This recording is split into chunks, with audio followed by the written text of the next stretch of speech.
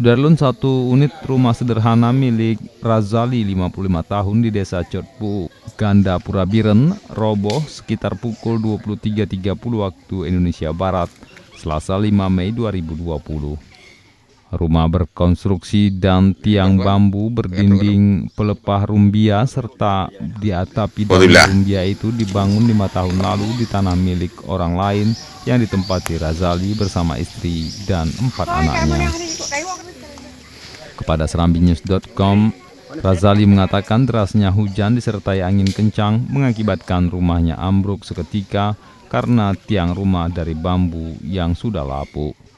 Setelah rumahnya roboh, keluarga miskin tersebut terpaksa menumpang untuk makan sahur di rumah tetangga pada Rabu dini hari. Sementara bantuan masa panik telah diberikan pihak Dinas Sosial Biren melalui relawan yang mengantar bantuan masa panik termasuk 10 lembar triplek dan 10 lembar seng. Gesi Cotpu yang didampingi Kapolsek Gandapura Ibda Melisa, Ismail Adam anggota DPRK Biren, mengatakan kesepakatan masyarakat keluarga miskin tersebut akan diberikan tempat sementara di balai pengajian yang sedang dibangun. Dari Biren, Yusmandin Idris, Serambi On TV.